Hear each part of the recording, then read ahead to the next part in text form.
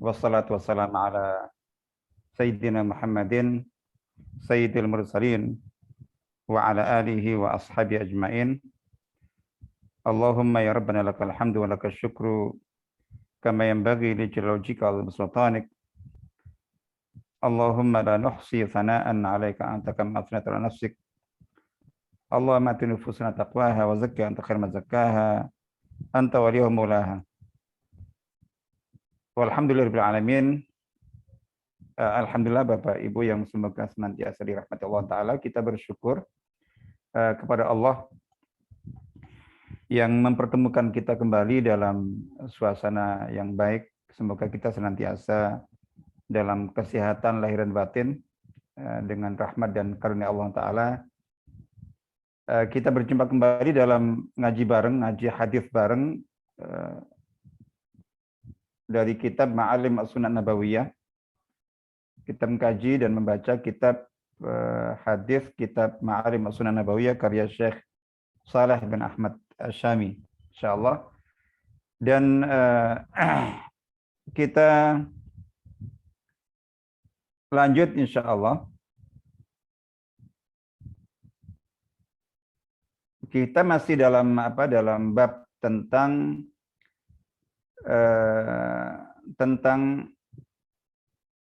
bab al-Islam yahdimu ma qablah.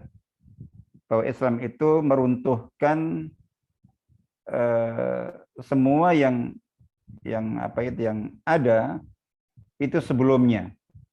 Jadi ini bab kita yang sudah kita baca dulu tentang hadis ini.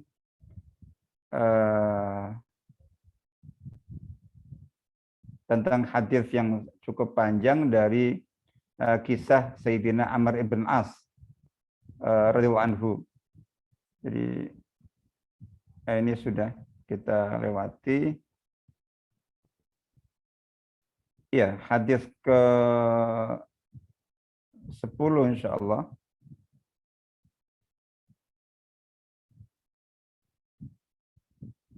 Ini kita bab ketiga ini al-Islam yahdimu ma qablahu.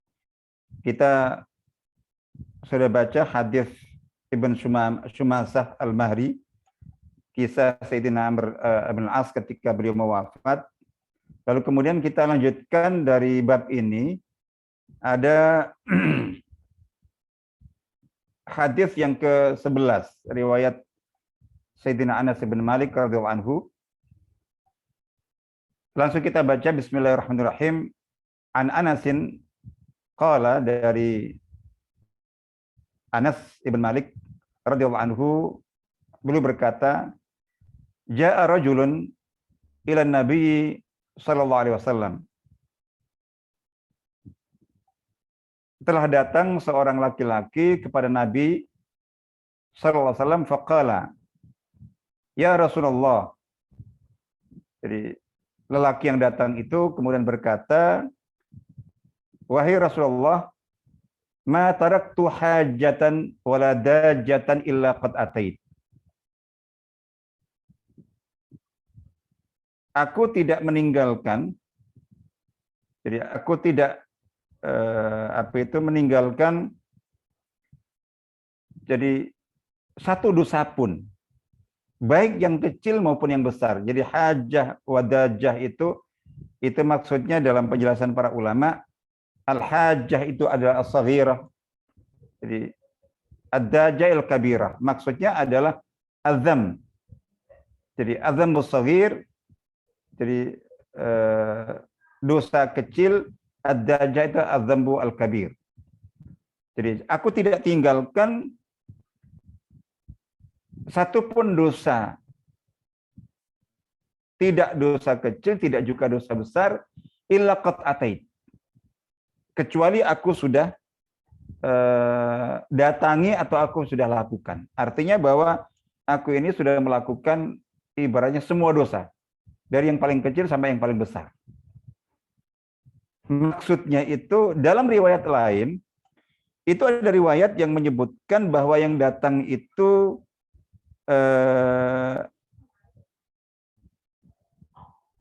namanya,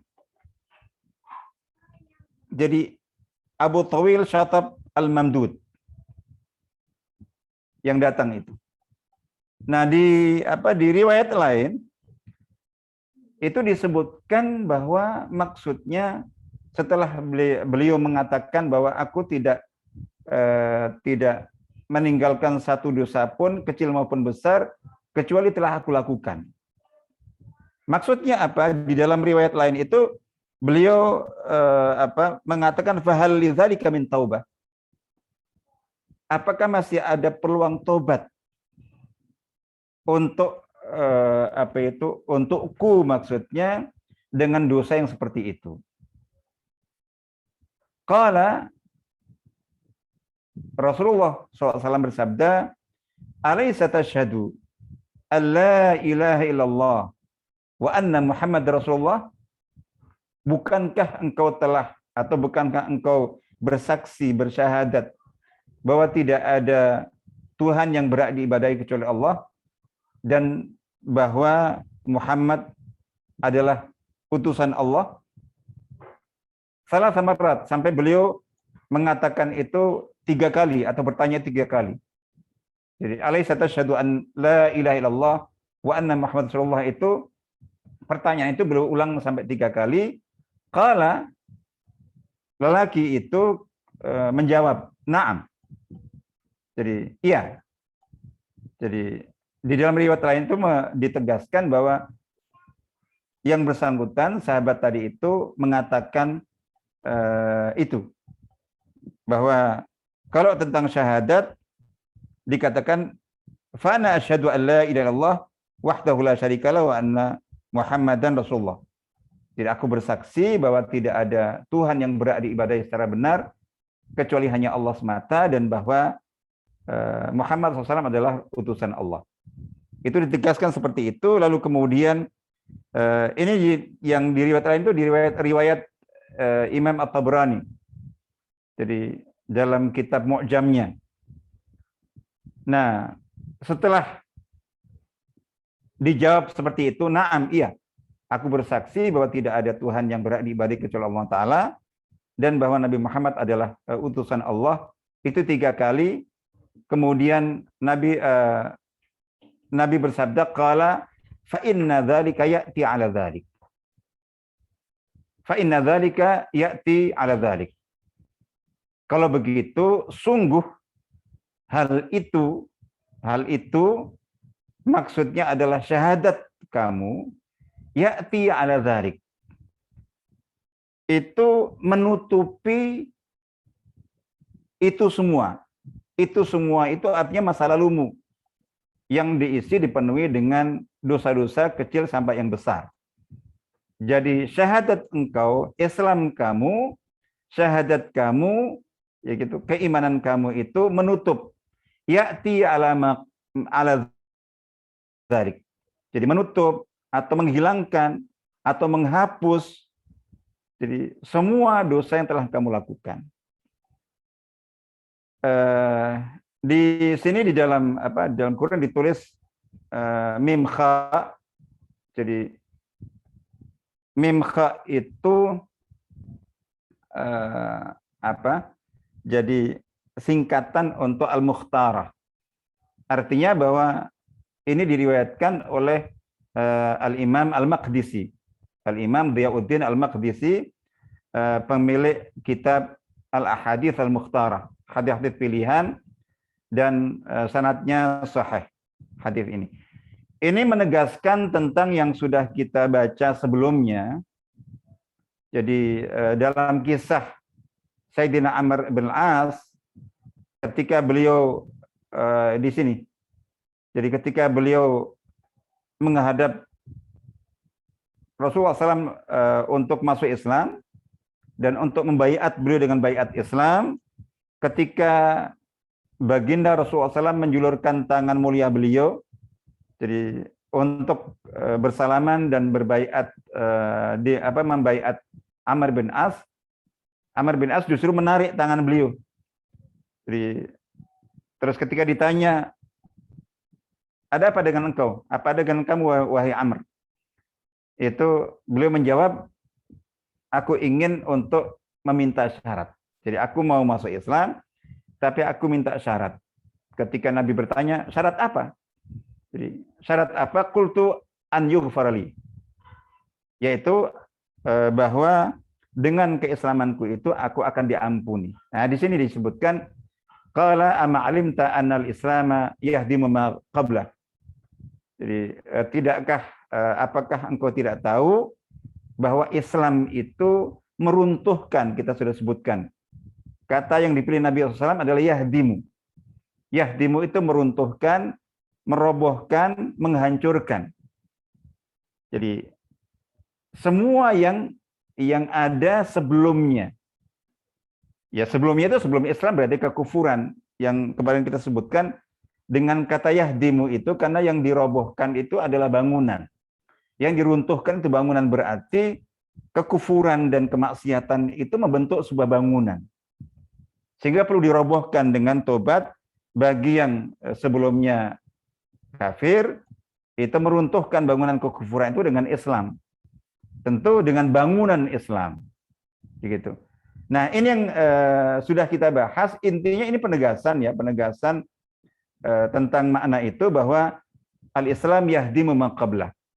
Bahwa Islam itu meruntuhkan, merobohkan, menghancurkan bangunan kekufuran, bangunan kesyirikan, bangunan kemaksiatan yang ada sebelum Islam itu, insya Allah. Sehingga seseorang ketika masuk Islam itu dia ibarat ini seperti bayi yang baru dilahirkan oleh ibundanya dalam keadaan alal fitrah, jadi dalam keadaan suci, bersih, tanpa dosa apapun. Insya Allah begitu. Nah, hadis ini jadi tadi kan disebutkan fahal lidzalika min taubah. Apakah ada kesempatan tobat untuk itu? Jadi untuk menutup dosa-dosa yang sangat banyak itu, dikatakan begitu ya. Jawabannya jelas bahwa iya. Jadi dan syaratnya adalah tentu tobat didasarkan dengan keimanan dan kejujuran. Yang disebut di dalam Al-Qur'an taubatan nasuha.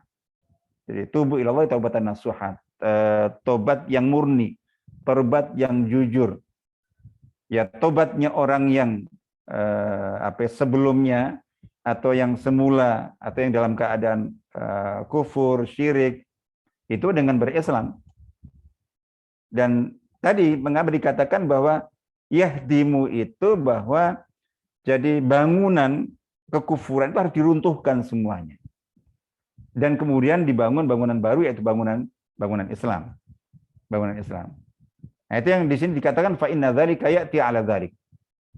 Jadi bahwa sungguh hal itu artinya syahadatmu itu ya'ti 'ala dzalik, itu menutup, menghilangkan, jadi menghapus itu yang pertama yaitu dosa-dosa kamu yang sangat banyak itu. Di dalam riwayat yang tadi saya sebutkan, itu riwayat Imam At-Tabrani, itu disebutkan bahwa jadi ya tentu bukan berarti kemudian dia dengan syahadat saja. Jadi syahadat dibuktikan dengan kesungguhan dan kejujuran, dengan amal ibadah dan seterusnya. Beliau bersabda taf'alul khairat wa tatrukul wasayyi'at. Setelah syahadat itu engkau harus melakukan kebaikan-kebaikan dan meninggalkan keburukan-keburukan. Fayaj'aluhunnallahu laka hasanat kullahun. Maka Allah akan menjadikan itu semua. Jadi semua keburukan yang sebelumnya itu menjadi hasanat, menjadi kebaikan semuanya. Jadi gitu. Dikatakan qala wa ghadarati wa fajarati. Jadi termasuk jadi kejahatan-kejahatanku, termasuk keburukan-keburukanku, termasuk penyelewengan-penyelewenganku.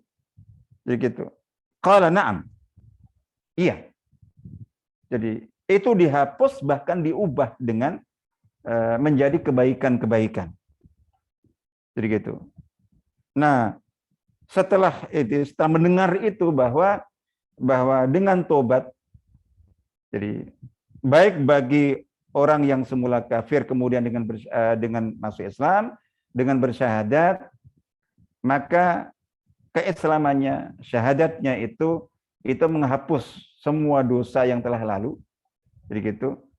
Atau orang Islam yang memiliki banyak dosa, banyak kemaksiatan, jadi gitu.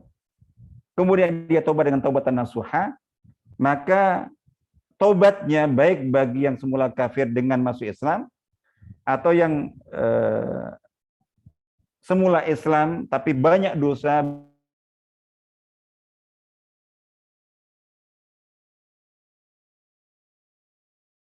dengan taubatan nasuha, maka tobatnya itu menghapus. Jadi ada 3 hal. Pertama adalah menghapus semua dosa, menghancurkan, merobohkan, meruntuhkan semua bangunan dosa yang sebelumnya. Syaratnya taubatan nasuha. Yang kedua, itu Allah mengampuni dosa-dosa itu. Kemudian yang ketiga, itu Allah mengubah. Jadi catatan dosa itu tidak hanya dihapus saja. Di samping dihapus, pelakunya diampuni, itu kemudian yang ketiga ini yang dahsyat adalah bahwa dikatakan ini fayaj'aluhunnallahu laka hasanat kullahun. Jadi Allah menjadikan semuanya itu menjadi kebaikan. Jadi coba baca misalnya dalam surah Al-Furqan ya. Surah Al-Furqan itu ayat 70. Di mana di ayat, jadi bagi orang-orang yang disebutkan dalam ayat 68. Jadi 68 itu kan dosa-dosa, dosa syirik, dosa membunuh, dosa berzina. Jadi yang kalau pelakunya tidak tobat, maka pelakunya itu akan mendapatkan azab berlipat-lipat di hari kiamat, dan akan akan kekal di dalam azab itu dalam keadaan terhina. Nah, di ayat 70-nya Allah Ta'ala berfirman, illa ma a'udzubillahi minasyaitonir rajim, illa ma taba wa amana wa amila amalan shalihan fa ulaika yubaddilullahu sayyi'atihim hasanat wa kana Allahu ghafurur rahim. Jadi kecuali orang yang bertobat, beriman dan beramal dengan amal yang saleh, maksudnya tobatnya didasarkan kepada keimanan, illa man taba wa amana, kecuali orang yang bertobat dan tobatnya itu didasarkan kepada keimanan, berarti tobatnya kepada Allah Ta'ala. Terus dibuktikan tobat itu dengan wa amila amalan salihah, dan beramal dengan amal yang saleh. Ini faulaika yubaddilullahu sayyi'atihim hasanat. Maka mereka itu orang-orang yang bertobat dengan taubatan nasuha, tobat atas dasar keimanan, dibuktikan dengan amal-amal yang saleh, maka orang-orang yang seperti itu Allah akan mengganti dan mengubah keburukan-keburukan mereka itu hasanat, menjadi kebaikan-kebaikan. Jadi, wa kana Allahu ghafurur rahim, dan Allah itu Maha Pengampun lagi Maha Penyayang. Jadi seperti yang tadi kita sebutkan, bahwa orang yang bertobat baik dari kekufuran, sebelumnya dia kafir dengan musyrik, kemudian masuk Islam dan bersyahadat, dibuktikan dengan amal perbuatan, melakukan kebaikan-kebaikan dan menjauhi larang-larangan, atau orang Islam yang memiliki track record kejahatan yang sangat banyak, kemudian tobat dengan taubatan nasuha, maka akan mendapatkan tiga hal. Yang pertama adalah dihapus dosanya. Kan dosa-dosa itu kan ada catatannya. Dalam buku catatan amal tercatat. Nah, ketika seseorang tobat, catatan itu terhapus dan dihapus. Jadi tadi ada dosa 100 misalnya atau 1000, ketika dilakukan tobat darinya, maka dosa itu terhapus semuanya dari catatan, dari buku catatan. Yang kedua yang tadi kita sebutkan, bahwa Allah mengampunkan, Allah memaafkan orang yang melakukan dosa itu.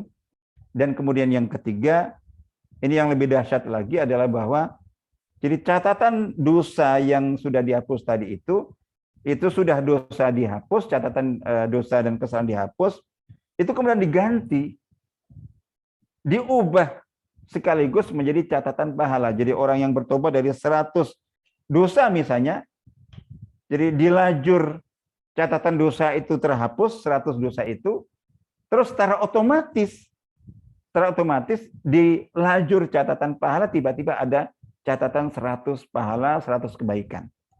Dahsyat sekali. Dan ini merupakan rahmat Allah yang paling utama.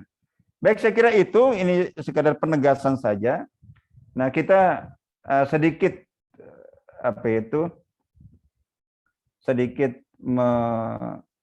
mengingat tentang perawi hadis. Hadis ini diriwayatkan oleh Sayyidina Anas ibn Malik radhiyallahu anhu. Jadi gitu. Beliau dikenal dengan nama Abu Hamzah. Jadi kunyah Abu Hamzah itu pemberian dari Nabi SAW. Jadi pemberian dari Nabi SAW ya ketika beliau masih belum menikah, masih muda, masih kecil. Ini Abu Hamzah Anas bin Malik ibn Nadhr An-Najjari Al-Khazraji, dari Bani Najjar, dari suku Khazraj. Jadi di Madinah itu kan berarti termasuk beliau sahabat Ansar. Asli penduduk Madinah. Itu disebutkan beliau hidup itu lebih dari 100 tahun. Jadi lahir 10 tahun sebelum hijrah dan wafat tahun 93. Ada perselisihan di antara para ulama. Salah satunya menyebutkan wafat pada tahun 93. Jadi berarti usia beliau ya 103, minimal 103 tahun. Itu ketika wafat. Jadi beliau salah seorang sahabat minal muksirin, di antara sahabat yang banyak meriwayatkan hadis. Jadi di antara 7 sahabat perawi hadis terbanyak, beliau menempati urutan ketiga setelah Abu Hurairah dan Abdullah ibn Umar radhiyallahu anhum, itu dengan jumlah riwayat 2.286 hadis. Disebutkan bahwa ketika Nabi SAW hijrah ke Madinah, itu ibundanya salah seorang tokoh sahabiyah yang sangat terkenal, yaitu Ummu Sulaim radhiyallahu anha. Jadi sahabat Ummu Sulaim radhiyallahu anha itu kemudian datang menghadap Nabi SAW dan mengajak serta putranya Anas bin Malik yang waktu itu usianya 10 tahun. 10 tahun, dan kemudian beliau berkata bahwa ya Rasulullah, ini menyebutnya Unais. Jadi ini Unais putraku. Jadi gitu. Disebutkan bahwa jadi ini putraku. Jadi ini seorang anak yang pandai, bisa menulis. Jadi aku bawa kepada engkau agar dia menjadi pembantumu. Jadi gitu. Fatu Allah lahu. Jadi tolong doakan dia. Maka Nabi SAW menerimanya dan mendoakan Anas bin Malik, di antaranya dengan doa Allahumma akfir malah wa waladah wa atil umrahu wa gfir dzambah. Ya Allah, banyakkanlah, limpahkanlah hartanya, rizkinya, dan juga banyakkanlah anaknya, dan panjangkan umurnya, serta ampunilah dosanya. Dan doa ini terkabul semuanya. Jadi seperti yang tadi kita sebutkan, beliau berusia panjang sampai ketika wafat di tahun 93 atau bahkan lebih. Itu usia beliau lebih dari 100 tahun. Dan beliau disebutkan punya anak yang sangat banyak. Bahkan disebutkan putra beliau itu sampai lebih dari 100. Jadi riwayatnya itu. Jadi ada kemungkinan 100 itu maksudnya adalah anak dan cucu. Jadi karena cucu itu juga biasa disebut di Arab itu sebagai apa itu? Jadi kalau seorang kakek memanggil cucunya, cucu itu dalam bahasa Arab hafid. Jadi itu bukan ya hafid ya cucuku, tapi ya beni. Jadi ibni apa itu? Ibni ibnati. Jadi anakku, putraku, putriku seperti itu. Artinya 100 itu lebih dari 100 itu kemungkinan besar apa itu maksudnya adalah termasuk cucunya karena beliau usianya panjang, bahkan kebanyakan putra dan cucu, anak dan cucu beliau itu sudah wafat mendahului beliau.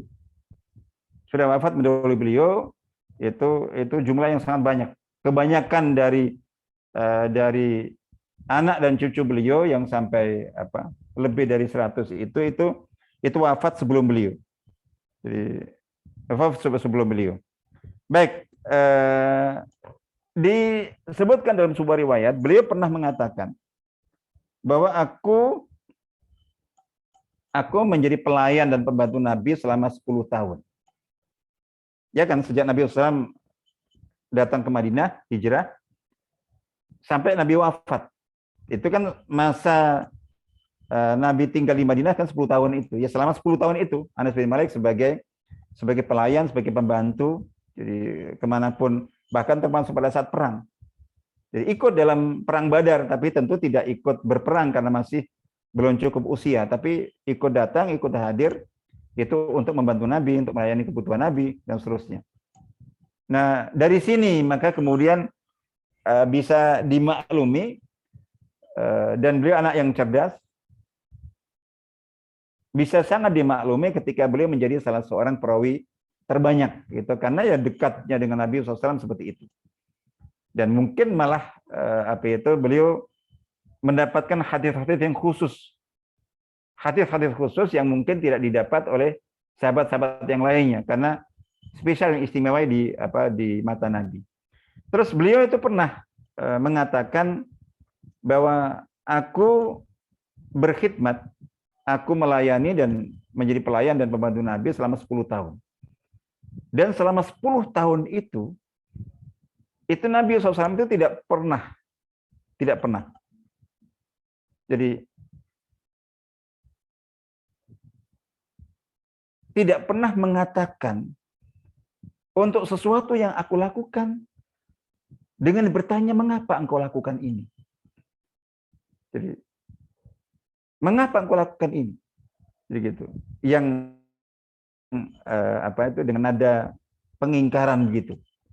Dan untuk sesuatu yang tidak aku lakukan. Jadi itu beliau juga tidak bertanya, tidak pernah selama 10 tahun ini tidak pernah bertanya mengapa tidak engkau lakukan yang ini. Jadi mengapa tidak engkau lakukan hal itu? Jadi ini artinya bahwa pertanyaan dengan nada menyalahkan itu tidak pernah. Artinya bahwa kalau ditegur dengan ditanya mengapa kamu melakukan ini, mengapa kamu tidak melakukan itu saja tidak. Lebih-lebih Nabi sama sekali tidak pernah mungkin memarahi beliau, membentak beliau, bahkan memukul beliau. Padahal waktu itu beliau masih kecil. Jadi, nah ini penjelasan para ulama ada dua. Yang pertama itu jadi ini menandakan dan menunjukkan betapa mulianya akhlak Nabi SAW dalam menyikapi orang lain termasuk anak-anak. Anak-anak yang dekat dengan beliau, melayani beliau, yang sangat boleh jadi namanya juga anak. Usia 10 tahun, belasan tahun, sangat mungkin melakukan kesalahan-kesalahan. Tapi toh seperti itu, dan itu kemuliaan sikap Nabi, kemuliaan cara pendidikan Nabi SAW kepada anak, dan ini apalagi inilah titipan. Jadi titipan semacam amanat. Jadi ketika ibundanya Ummu Sulaim radhiyallahu anha itu dan menyerahkan Anas untuk menjadi pelayan.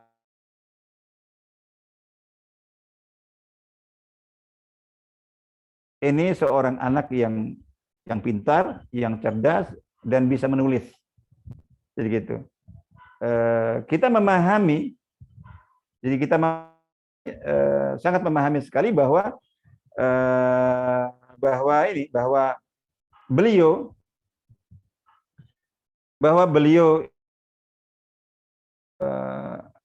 jadi menangkap bahwa dari titipan ibunda Anas itu bahwa ini dititipkan juga untuk dididik tentunya.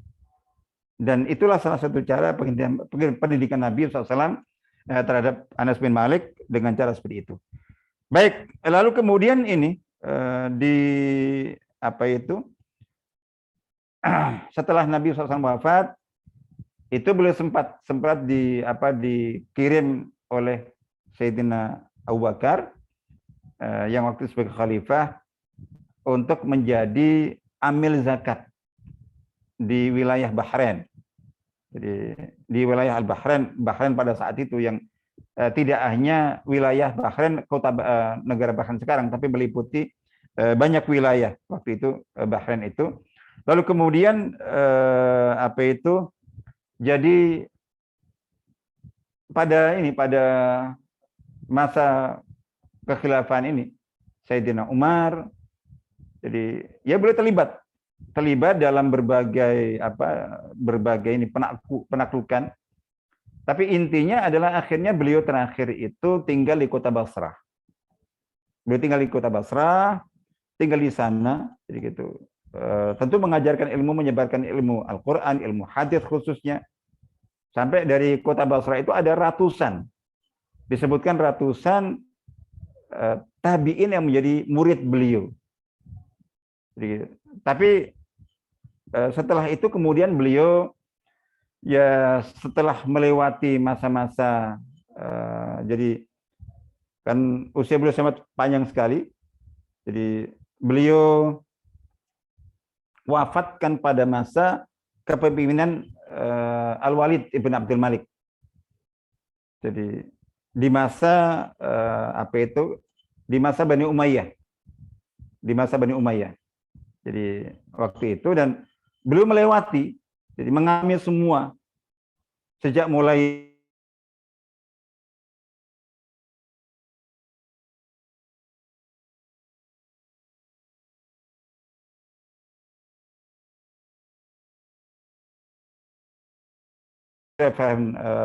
Muawiyah dan seterusnya termasuk berbagai fitnah juga mengalami langsung.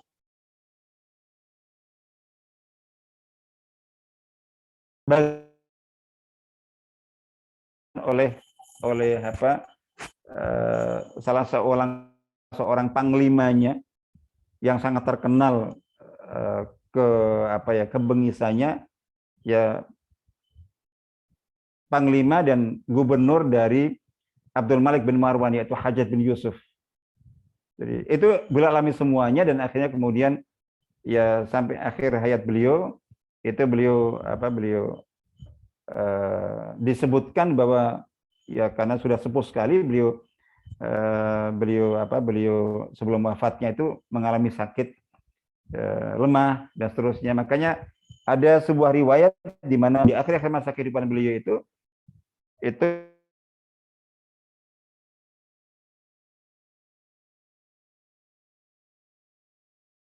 ini ada riwayat dari Imam Ad-Darqutni puasa sehingga beliau harus membayar fidyah dengan cara beliau ya setelah selama sebulan penuh itu untuk menutup dan mengganti puasa yang tidak mampu beliau lakukan, itu beliau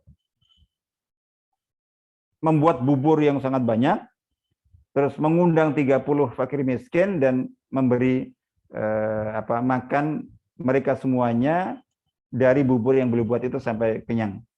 Insya Allah itu. Baik, saya kira itu terkait dengan sepintas tentang Sayyidina Anas bin Malik, salah seorang perawi hadis terbanyak. Ketika kita baca hadis itu sangat banyak kita dapati hadis-hadis yang diriwayatkan oleh Sayyidina Anas bin Malik. Baik, kita sambung insyaallah dengan bab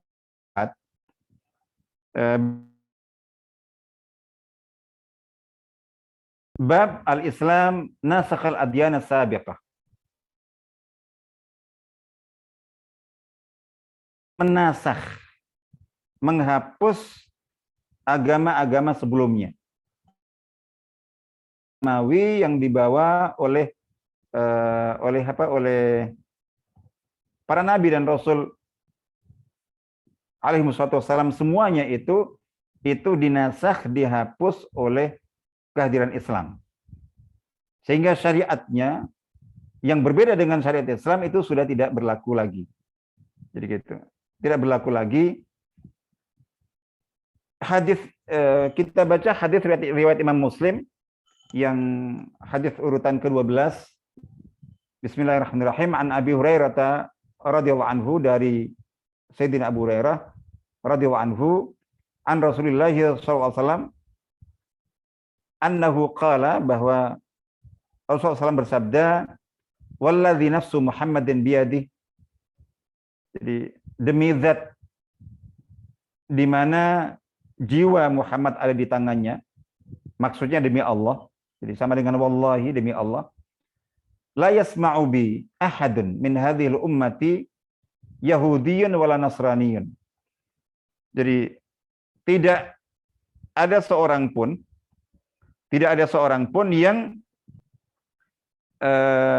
yang mendengar tentang aku. Jadi mendengar tentang aku, mendengar tentang risalahku, mendengar tentang agamaku, min hadhil ummah, di antara umat ini. Jadi di antara umat ini adalah umat manusia sejak Nabi Muhammad SAW diutus sebagai Nabi dan Rasul sampai kiamat nanti. Itu semua, itu umat Nabi Muhammad SAW. Jadi tidak seorang pun dari umat ini yang mendengar tentang aku, tentang agamaku, tentang risalahku, Yahudi atau Nasrani, baik dia seorang Yahudi atau Nasrani. Jadi baik itu seorang Yahudi atau Nasrani, summa yamutu, kemudian dia meninggal, walam yu'min billadzi ursiltu bihi, dan dia tidak beriman dengan risalah yang aku bawa, illa kana min ashabin nar, kecuali dia menjadi bagian dari penghuni neraka. Karena berarti dia mati dalam keadaan kafir. Hadis riwayat Imam Muslim. Di sini disebutkan bahwa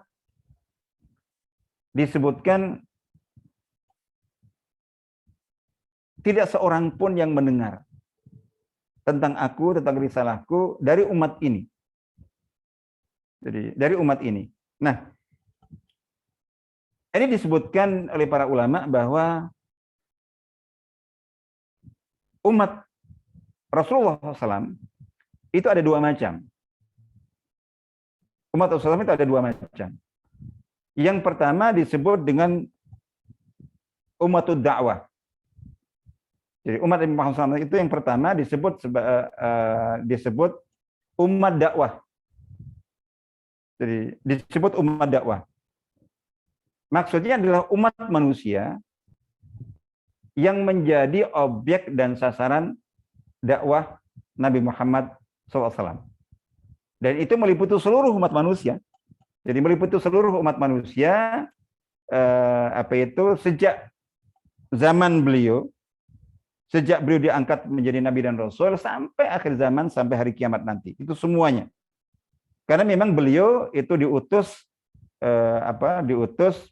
untuk seluruh umat manusia. Dalam Al-Qur'an misalnya dalam surah Al-A'raf ayat 158, Allah Ta'ala berfirman, a'udzubillahi minasyaitonir rajim, qul ya ayyuhan nasu inni rasulullah ilaikum jami'a. Katakanlah, wahai semua manusia, sungguh aku utusan Allah kepada kalian semuanya. Jadi gitu. Kemudian di dalam surah Al-Anbiya ayat 107, Allah Ta'ala berfirman, wa ma arsalnaka illa rahmatil alamin.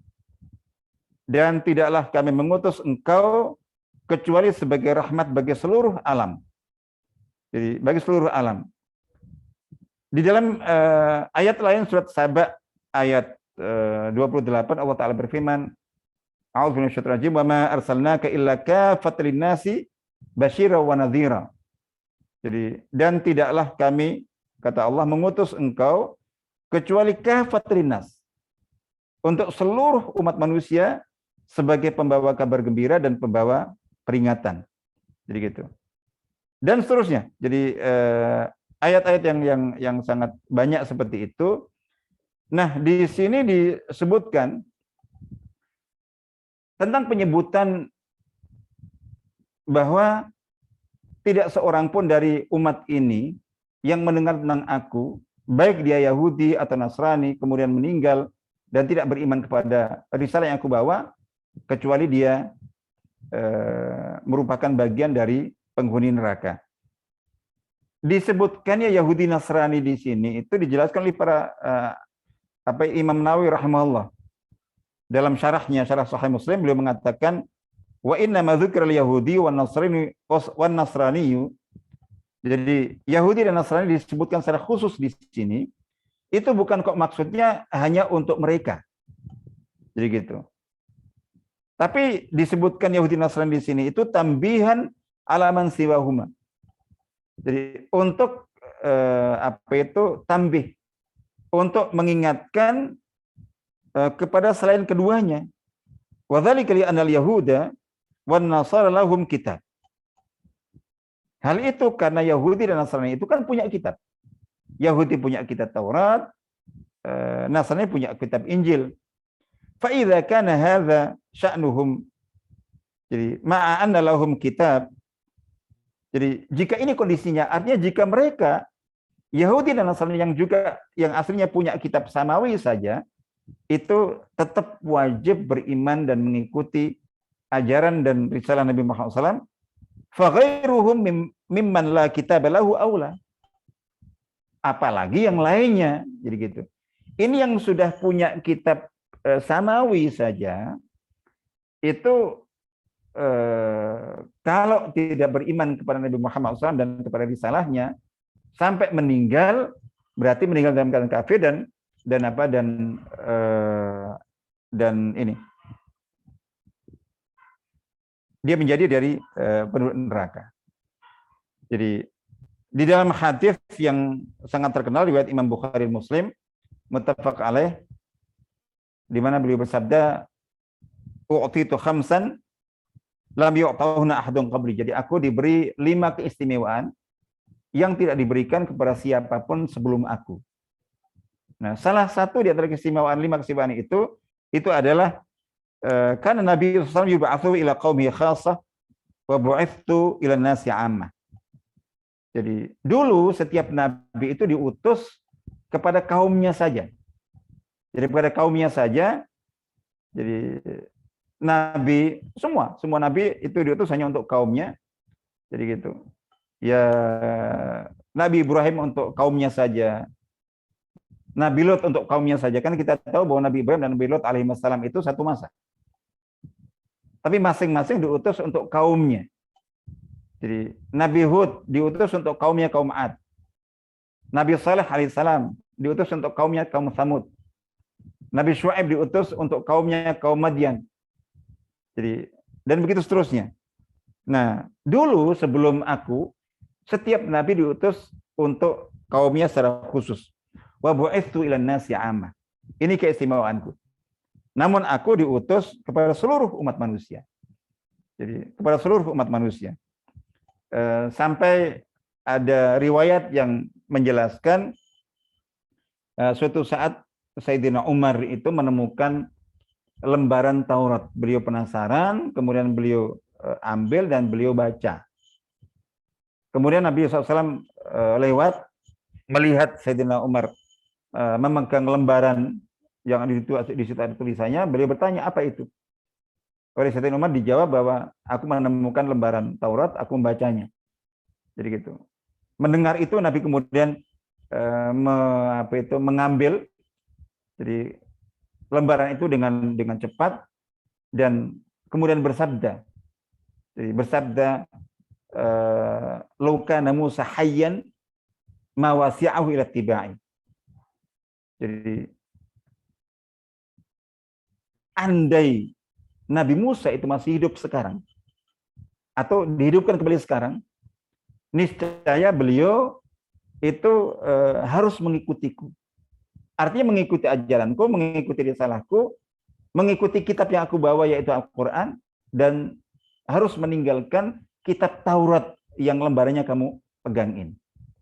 Karena apa? Karena sudah tidak berlaku. Jadi Taurat itu hanya berlaku pada masanya. Makanya begitu pula Nabi Isa alaihissalam. Sesuai dengan akidah kita Ahlussunnah wal Jamaah, kita yakin bahwa Nabi Isa alaihissalam di akhir zaman nanti itu akan diturunkan Allah Ta'ala dari langit. Jadi gitu. Beliau akan turun pada masa kepemimpinan Imam Mahdi ketika kaum muslimin dipimpin oleh Imam Mahdi. Jadi gitu. Beliau akan turun, dan dalam riwayat disebutkan bahwa beliau turun dari sebuah menara putih di wilayah timur kota Damaskus. Lalu kemudian di waktu subuh gitu seterusnya. Nah, itu beliau dan beliaulah yang dengan izin Allah Ta'ala itu mampu membunuh Dajjal, dan berkat doa beliau dan juga kaum muslimin waktu itu Ya'juj Ma'juj juga hancur. Jadi gitu. Dan seterusnya yang mungkin insya Allah nanti akan kita bahas pada saat kita sampai pada tema tentang tanda-tanda hari kiamat. Di antaranya adalah turun Nabi Isa. Nah, pada saat Nabi Isa alaihissalam turun waktu itu saat itu beliau turun, sosoknya sosok Nabi Isa dulu. Sosoknya, ya sosok Nabi Isa dulu. Tapi saat itu beliau turun tidak lagi menjadi Nabi. Dan tidak lagi menggunakan ajaran Injil yang dulu beliau bawa dan beliau ajarkan. Karena waktu itu beliau turun sudah menjadi bagian dari umat Nabi Muhammad. Sehingga beliau terikat dan wajib mengikuti Al-Quran, sunnah Nabi Muhammad SAW, dan ajaran yang dibawa Nabi Muhammad SAW, dan tidak menggunakan ajaran Injil kalau memang ada sebagian ajarannya yang berbeda. Kalau yang sama ya itu juga, yes, kalaupun sama, beliau melakukannya bukan dasarnya mengikuti Injil, tapi mengikuti Al-Quran. Jadi seandainya ada ajaran yang sama itu, jadi ada di Injil, ada juga di Al-Quran, maka beliau melakukannya sudah bukan atas dasar Injil, tapi atas dasar Al-Quran. Ini sesuatu yang aksiomatik bagi kita semuanya. Nah, di dalam ini hadis ini, kalau tentang perawi sudah pernah kita bahas. Sayyidina Abu Hurairah merupakan perawi terbanyak. Jadi dengan riwayat 5.000, hampir 5.400, jadi 5.370 sekian hadis. Nah, tentang hadis ini kita mendapati kesimpulan. Yang pertama itu bahwa hadis ini salah satu dalil yang menegaskan bahwa seluruh risalah, seluruh agama, dan isi kitab yang dibawa oleh para nabi dan rasul sebelum Nabi Muhammad SAW itu semuanya terhapus, semuanya tidak berlaku lagi. Jadi semua tidak berlaku lagi. Itu yang pertama. Yang kedua, bahwa hadis ini juga menegaskan bahwa Nabi Muhammad SAW itu diutus untuk seluruh umat manusia sejak zaman beliau diutus menjadi Nabi dan Rasul sampai akhir zaman. Dan bahwa risalah yang beliau bawa, agama yang beliau bawa itu ditujukan tidak hanya untuk bangsa Quraisy saja, tidak hanya untuk orang Arab saja, tapi untuk seluruh umat manusia. Jadi itu seperti itu. Kemudian yang ketiga, kan dalam hadis ini dikatakan la yasma'u bi. Jadi artinya la yasma'u bi ahadun. Tidak ada seorang pun di antara umat ini yang mendengar tentang aku, begitu. Baik dia Yahudi, Nasrani atau yang lainnya, yang tidak beriman kepadaku sampai meninggal, maka dia menjadi termasuk di antara ahli neraka. Ya. Nah, tadi saya lupa. dua umat Nabi Muhammad tadi sudah kita sebutkan. Yang pertama umatul ijabah. Jadi ketika disebutkan umat Nabi Muhammad SAW, itu pertama umatul dakwah, umat yang menjadi sasaran dakwah Nabi Muhammad SAW, risalah beliau yaitu seluruh umat manusia, baik yang muslim maupun yang kafir, non muslim. Yang kedua itu ketika disebut istilah umat Nabi Muhammad SAW itu tertuju kepada umatul dakwah, umatul ijabah, umat manusia yang telah menyambut, menerima dan mengikuti dakwah dan ajaran beliau. Ya berarti umat Islam gitu. Nah, untuk ini min hadhil ummah itu adalah umat umatul dakwah, umat dakwah. Jadi insya Allah gitu. Jadi meliputi seluruh umat manusia. Meliputi seluruh umat manusia. Baik. Nah, di sini dikatakan bahwa la yasma'u bi ahadun. Tidak ada seorang pun yang mendengar tentang aku. Itu bisa dipahami bahwa orang yang termasuk umat Nabi Muhammad SAW hidup mulai dari masa beliau akan menjadi Nabi dan Rasul sampai akhir zaman, berarti termasuk di sini. Tapi tidak sempat mendengar tentang beliau. Jadi informasi tentang beliau, Al-Quran yang beliau bawa, agama yang beliau ajarkan, itu tidak sampai ke orang itu. Berarti tidak mendengar tentang Nabi, tidak tahu tentang Nabi, itu dikatakan bahwa berarti ma'dzur dia. Jadi berarti dia termaafkan.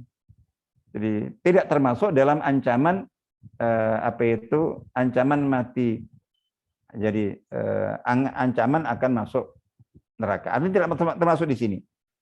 Meskipun dalam hal ini itu ada ini karena ada ayat kan yang menyebutkan bahwa ada kutipan dari Imam Al-Qurtubi rahimahullah mengatakan wa fihi dalilun, dalam hadis ini itu ada dalil ala anna man lam tablughu da'watu Rasulullah sallam wala amruhu la iqaba alaihi wala mu'akhadhah, bahwa orang yang hidup di masa atau menjadi bagian dari umat Nabi Muhammad SAW, tapi dakwah Islam, dakwah beliau tidak sampai ke dia.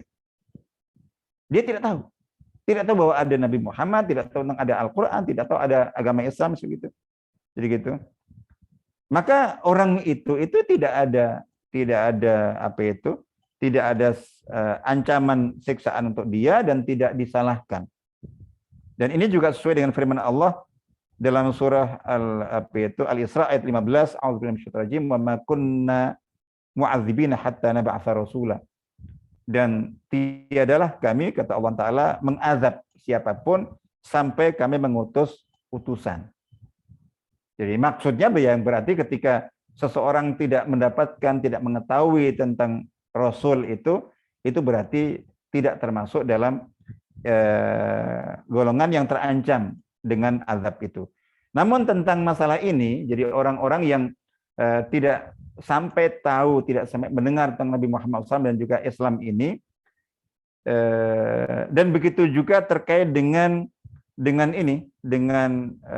anak-anak, jadi anak-anak dari orang-orang musyrik, orang-orang kafir, itu bagaimana hukumnya? Ini ada Imam Ibnu Qayyim dalam kitabnya Imam Ibnu Qayyim rahimahullah itu menyebutkan dalam kitab Thariqul Hijratain itu ada 8 pendapat para ulama berbeda-beda, kita sebutkan secara singkat. Yang pertama, ada ulama yang bersikap tawakuf. Artinya jadi bersikap tidak menunjukkan sikap. Jadi dengan tidak menghukumi mereka baik dengan hukum surga atau neraka. Apakah dia ahli surga? Udah, kita diserahkan kepada Allah Ta'ala. Pendapat kedua mengatakan bahwa mereka itu di neraka. Pendapat ketiga mengatakan mereka di surga. Pendapat keempat, mereka berada di posisi antara surga dan neraka. Jadi di tengah-tengah. Yang kelima, annahum tahta masyiatillahi ta'ala. Mereka berada di bawah kehendak Allah. Ya tergantung Allah kehendaknya apa. Ada pendapat keempat yang mengatakan bahwa mereka itu menjadi pelayan-pelayan ahli surga dan ibarat semacam hamba sahayanya atau budak-budaknya. Jadi gitu. Pendapat ketujuh itu mengatakan bahwa hukum mereka itu seperti hukum bapak ibu mereka waktu di dunia dan di akhirat. Mengikuti. Ini untuk yang anak-anak secara khusus ya. Untuk anak-anak yang meninggal dalam keadaan apa itu sebagai anak-anak dan apa tidak sampai dewasa. Jadi sementara bapak ibu mereka musyrik dan kafir. Nah, pendapat kelima, kedelapan ini yang didukung oleh yang dipilih oleh Imam Ibnu Qayyim dikatakan bahwa mereka akan diuji nanti di hari kiamat. Jadi ada ujian khusus, wallahu alam bagaimana caranya, bagaimana bentuknya. Jadi mereka yang ya baik anak-anak yang meninggal dalam keadaan anak-anak dan mereka adalah putra orang-orang apa itu non-muslim atau orang-orang yang tidak mendengar, tidak sampai kepada mereka dakwah Islam. Sehingga tidak tahu apa-apa tentang Nabi Muhammad, tidak mendengar tentang Islam, tentang Al-Quran. Itu nanti di hari kiamat akan ada ujian khusus. Wallah alam bagaimana bentuknya, bagaimana caranya, ada riwayat-riwayat yang mengatakan itu. Nah, dari hasil ujian itu nanti akan ditentukan nasibnya. Jadi ada yang lulus kemudian masuk dalam kelompok ahli surga, ada yang tidak lulus dan akhirnya kemudian menjadi bagian dari ahli neraka. Yaitu secara umum Allah alam. Jadi yang kita terkait dengan hadis ini, kalau untuk apa itu mungkin ya, saya kira itu insya Allah terkait dengan ini. Mungkin barangkali nanti kita baca untuk hadis yang ke-13. Jadi kalau kita baca mungkin barangkali ini waktunya kita sudah jam 20.28. Kita cukupkan sampai di sini insya Allah. Kita cukupkan dan silahkan barangkali mungkin ada yang ingin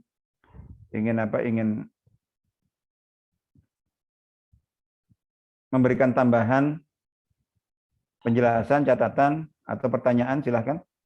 Kalau memang ada yang ingin disampaikan. Para ustadz, ustadzah, Bapak Ibu.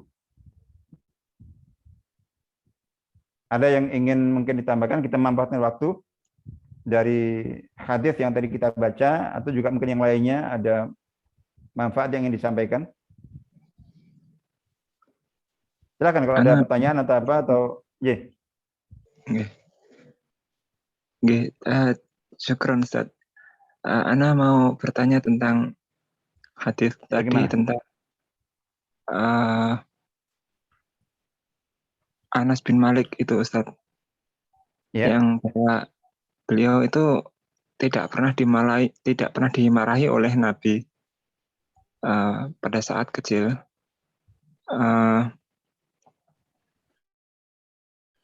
Lalu untuk diterapkan di saat ini kan ada secara umum ada dua pendapat yang saling berseberangan tentang masalah untuk pendidikan itu, yaitu memperlakukan murid itu dengan menyenangkan gitu, jadi pendidikan yang menyenangkan. Jadi seolah-olah itu murid itu tidak lagi disebut murid tapi peserta didik. Jadi karena peserta yang mereka tidak terlibat gitu. Jadi bukan hanya sebagai objek tapi juga mungkin termasuk menjadi subjek. Barangkali begitu yang namanya juga peserta. Iya mungkin, tapi kalau akibatnya itu yang setahu saya itu jadi adabnya terhadap guru itu menjadi kurang baik gitu Ustaz. Lalu yang pendapat yang kedua itu yang berseberangan itu ya yang saya lihat di waktu saya kecil itu pendidikan yang keras gitu. Jadi kalau salah itu ya langsung dihukum, dijewer, ya fisik gitu Ustaz. Itu saya lihat ya ada masing-masing itu ada kelebihan dan kekurangannya. Ya. Nah, untuk dalam pendidikan itu yang sebaiknya itu yang seperti apa Ustadz? Apakah yang tidak menerapkan hukuman sama sekali atau seperti apa? Karena yang baik itu Ustadz. Ya, mungkin itu saja Ya. Ustadz. Jazakallah Baik, insya khairan. Allah. Barakallahu fikum. Baik, ya ini tentu mungkin ada di sini ahli pendidikan, barangkali mungkin bisa ikut apa itu, jadi urun rembuk untuk berikan sharingnya. Tapi secara singkat begini ya, jadi tentu tidak, jadi dalam pendidikan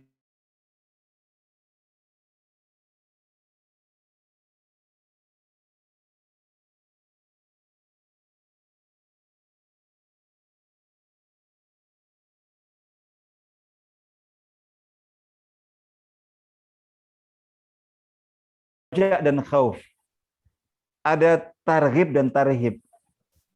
Jadi ada motivasi di satu sisi untuk hal yang menyenangkan, tapi juga ada tarhib, menakut-nakuti. Ada. Jadi ada apa itu? Jadi ada reward, ada punishment. Itu ada dua sisi itu perlu. Jadi harus proporsional, tidak bisa apa dengan satu sisi saja, itu tidak. Ya, cuman mungkin barangkali apa itu bagaimana penerapannya, porsinya mungkin bisa beda-beda. Tapi intinya kaidahnya ada dua itu. Dan dalam cara Nabi SAW mendidik para sahabat itu juga bermacam-macam. Jadi ada, ya kita tahu. Jadi ada waktu-waktu di mana memang ada sahabat yang perlu dididik dengan kemarahan. Itu Masya Allah, Nabi SAW pernah marah kepada sahabat-sahabat yang sangat beliau kasihi, beliau sayangi karena kesalahan yang sangat fatal.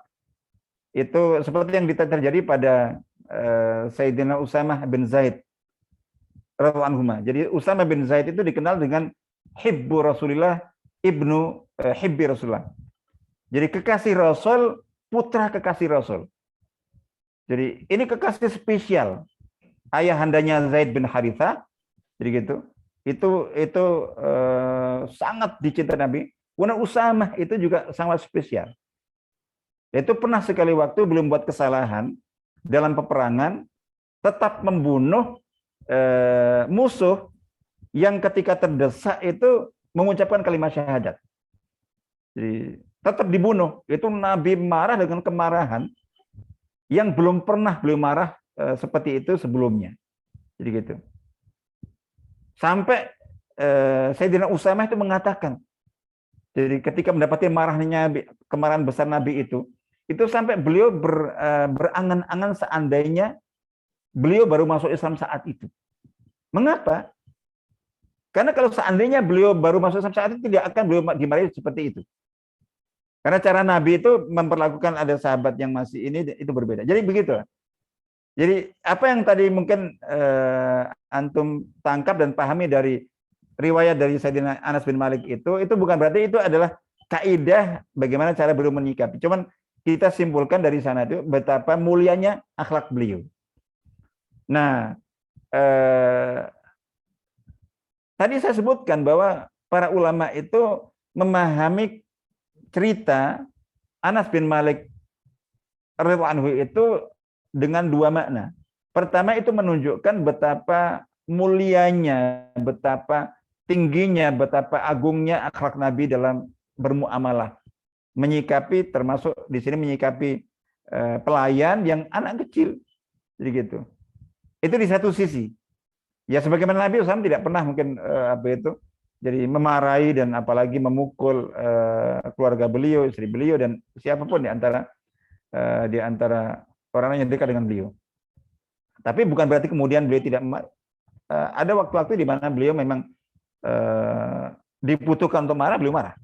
Jadi untuk tentu dengan tujuan mendidik, bukan pelampiasan. Nah, ada apa itu? Jadi di situ. Jadi ada makna lain yang disebutkan para ulama bahwa beliau cerita aku tidak pernah ditegur Nabi untuk sesuatu yang aku lakukan. Beliau tidak pernah bertanya mengapa kamu lakukan ini, mengapa tidak kamu lakukan itu. Dan untuk sesuatu yang tidak aku lakukan juga beliau tidak pernah sampai menegur mengapa kok kamu tidak lakukan ini. Jadi gitu. Dan seterusnya itu ada yang memaknai itu beliau ingin menyampaikan bahwa jadi aku selama 10 tahun itu ibaratnya tidak pernah melakukan kesalahan yang mengharuskan Nabi menegurku. Jadi di situ itu ada juga yang memaknai itu betapa betapa hati-hatinya, betapa terpujinya. Jadi di sini ada pujian untuk akhlak Nabi, tapi di sini juga ada pujian untuk Sayyidina Anas bin Malik. Jadi seperti yang beliau dikatakan oleh ibundanya bahwa ini anak yang cerdas, anak yang baik itu sehingga ketika menjadi pelayan Nabi itu Masya Allah tidak pernah membuat kesalahan, ibaratnya kesalahan yang fatal. Jadi seperti itu. Jadi bahwa secara umum tidak ada dari karena istimewanya Anas bin Malik meskipun muda belasan tahun menjadi pelayan Nabi dari usia 10 tahun sampai 20 tahun. Jadi berarti selama 10 tahun itu. Itu Masya Allah meskipun anak-anak tapi cerdas, pintar, tidak pernah membuat kesalahan yang istimewa, dan itu sangat boleh jadi juga memang beliau mengambil dan belajar serta berqudwah dengan akhlak Nabi. Insya Allah begitu. Jadi itu. Jadi mudah-mudahan bisa ditangkap. Barakallahu fikum. Baik, saya kira itu insya Allah. Ada yang lainnya? Mungkin Asadidah atau yang lainnya Ustazah?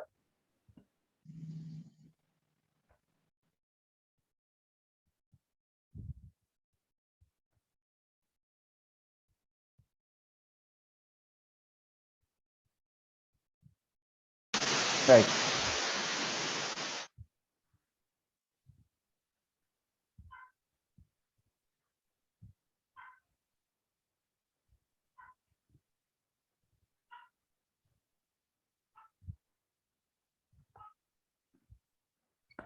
Ya, ini ada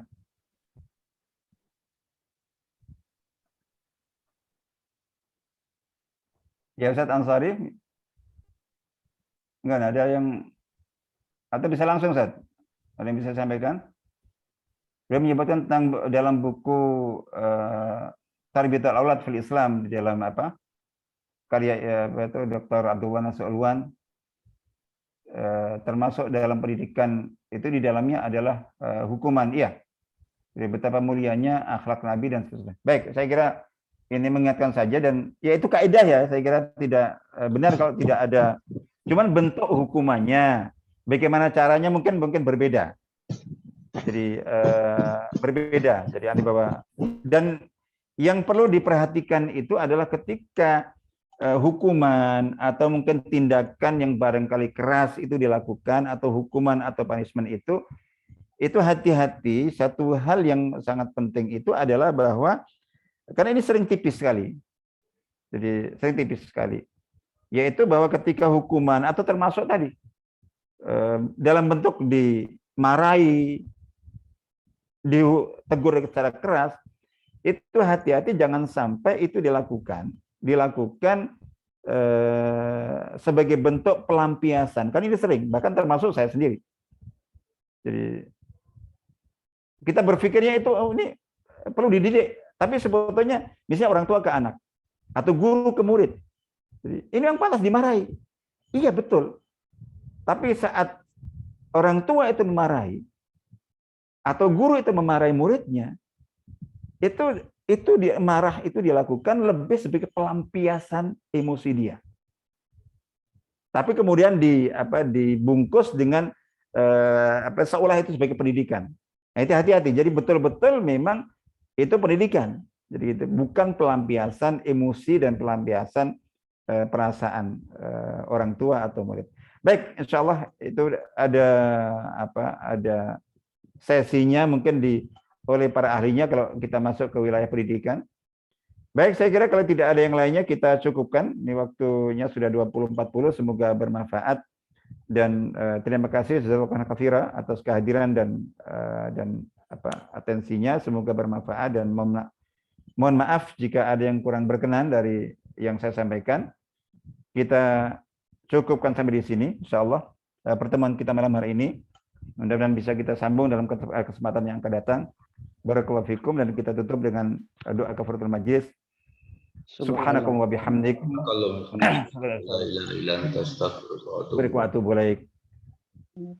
Kita cukupkan. Assalamualaikum warahmatullahi wabarakatuh.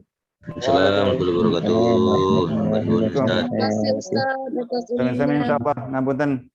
Syukran Ustaz. Pamit ya. Assalamualaikum. Waalaikumsalam. Waalaikumsalam.